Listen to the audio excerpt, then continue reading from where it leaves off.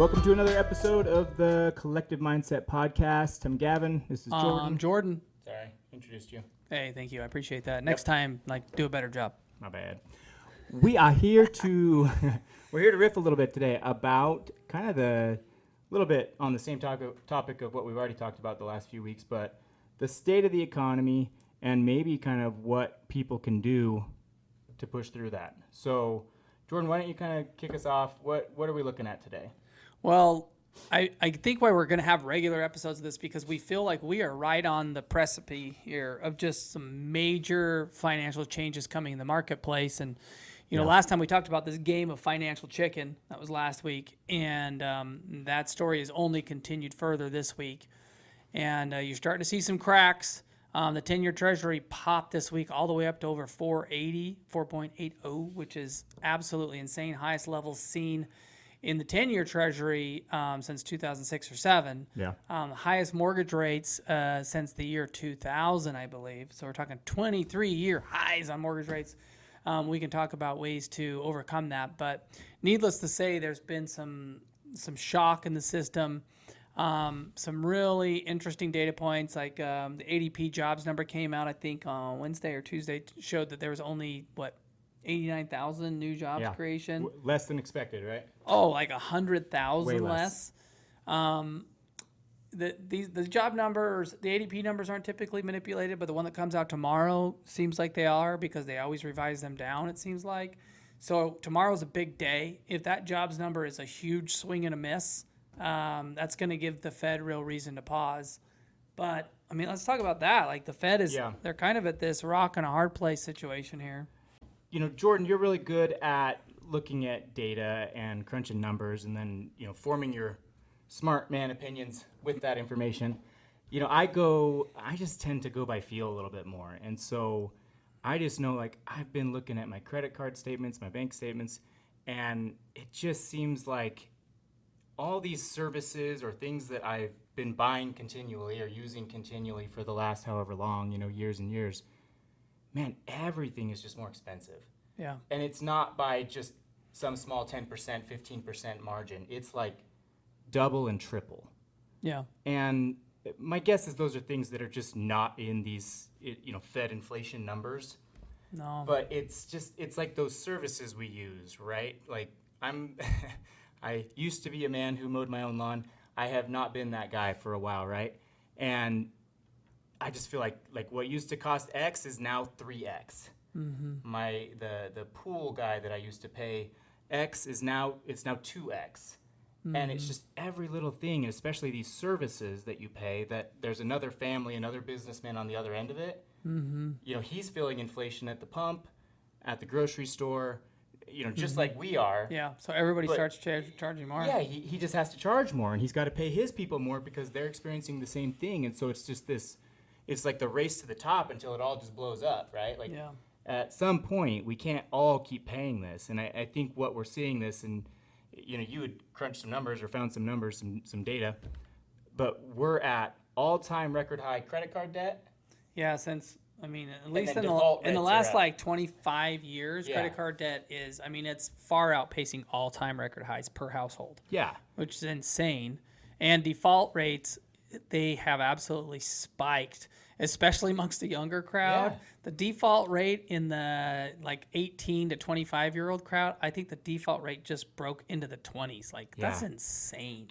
I think it's that kind of state of mind, right? Like the things that we used to think were luxuries. Yeah. Having a nice new car with a warranty, having the latest and greatest cell phone, having a gym membership, like things that when I was younger I saw as luxuries. When I had the money, I had those things, but when I didn't. Yeah. Those people, I think younger people now, those are their musts. Yeah. And they spend it whether they have the money or not. Well, they got to get their coffee every morning, which is $6, $7 for a coffee. Yeah, and not everyone's like this, but it's True. Just this big generalization, right? But it just seems like no one's cutting back anywhere, and that's why inflation's probably still running a little bit rampant, but they're just putting it on their credit card now. Yeah. Right? And those default rates are climbing, those credit card balances are climbing, and now people are starting to miss payments. And if you couple that with what might be on the horizon, right, which is an economic event, job loss, a stock market crash, like people that are in default, I mean, that's bankruptcies probably. Yeah. So for our younger viewers that maybe, haven't quite experienced this or were not around for the great financial crisis in 2008, what happened was literally overnight, you got a letter in the mail. Back then that was more prominent. And you open up the letter and it says, your credit card that was a $10,000 credit limit is now $1,872 because that's what your balance was. Yeah. And it happened to everybody overnight. Home equity lines of credit were cut in half. All your credit cards were cut down to whatever the balance was. So these banks were just tightening up lending standards. And what we're seeing right now, big picture, you zoom out, that's exactly what's starting to happen right now with the rates the way they are. Yeah. So, and that's the whole point of the Fed raising rates, right? They're trying to slow down economic activity. They're trying to increase unemployment, which is insane because they have this dual mandate, and one of it's to keep unemployment low, but they're actually right now trying to jack unemployment up so they can slow down activity, slow down people's buying, borrowing, spending. Yep. And so they make it more difficult. And as soon as that liquidity completely dries up, it dries up for everybody. So those things that like we're saying like, hey, be careful, be on alert, like this literally could happen tomorrow. It might not happen for a month. It might not happen for 6 months, but it could happen tomorrow. Yeah. I think that's kind of the essence of it. And Yeah. until that happens, we're probably not really going to see, this is horrible to say, but we're not going to see a pivot in rates. They're just, the Fed, honestly, they keep talking about soft landing, but there's no way to exercise the policy they're doing right now without having a hard landing because of the nature of what they're doing. Yeah, and I think that's my opinion.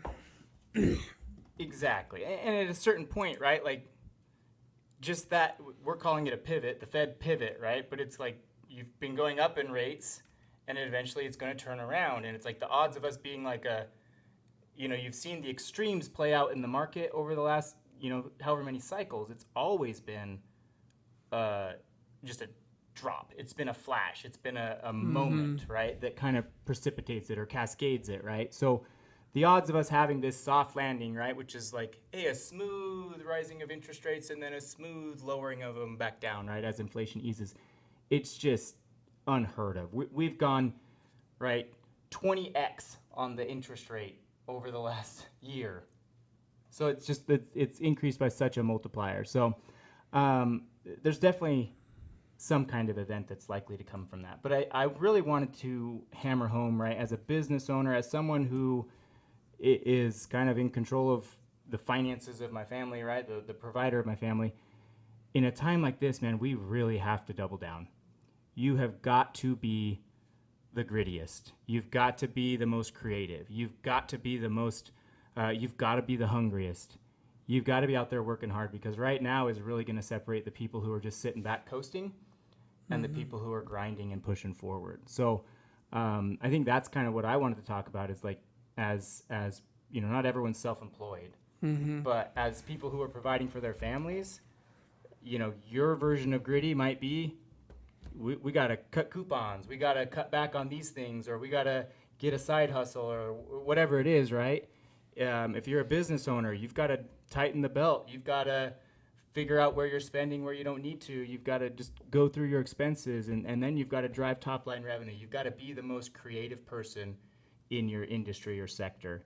And, we're loan officers in the mortgage industry. If you watch the number of licensed loan officers and what it's done over the last 2 years, it's crazy. There's like we've had like a 60% drop in loan officers in the business.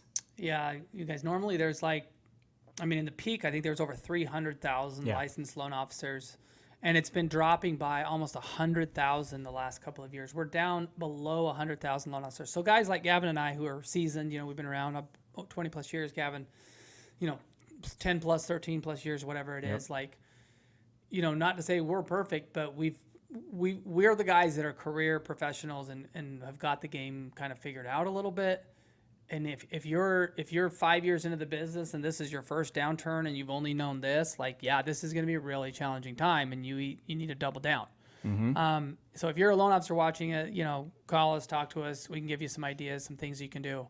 But on top of that, like if you're just, a good friend of ours and you're watching this, like you're sitting there saying, Jordan, Gavin, like what should we do? What do we do in this, challenging financial times? And I love what Gavin's saying, like shore up certain things, look to start businesses. So this is what I would say.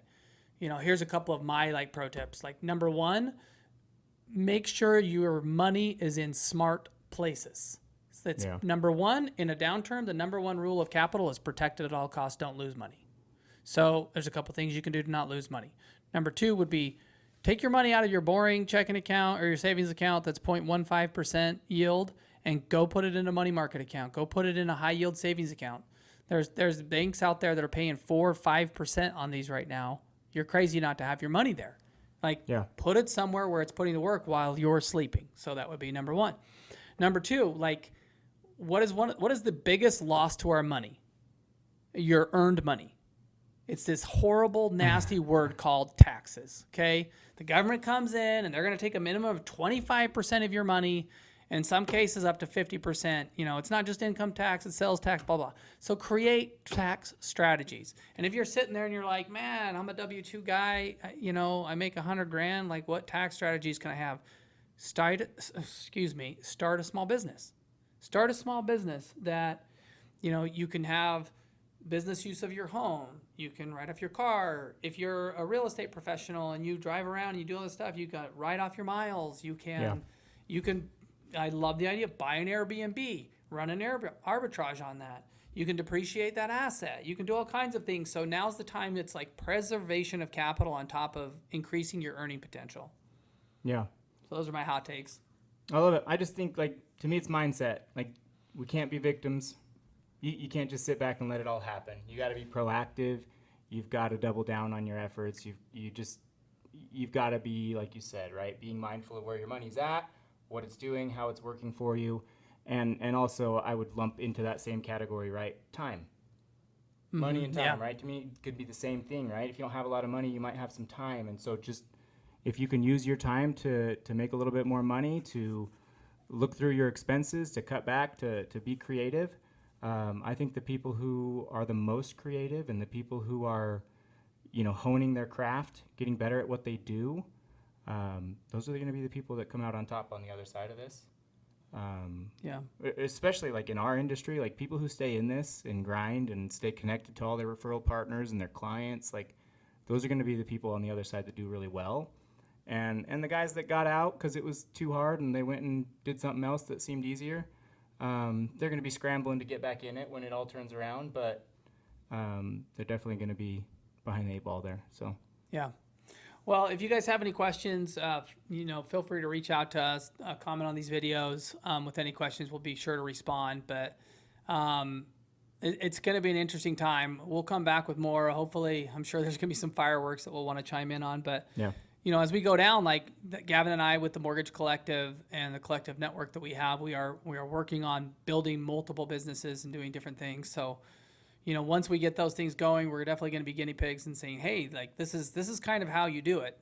But there's strategies to be in place. In this world, it's hard. There's so many distractions, but you got to stay disciplined and have this mindset like Gavin's talking about, and you'll be able to survive and thrive, really. That's the idea. Yeah. So I love it. Okay. Thanks, y'all. Thanks for watching. See ya.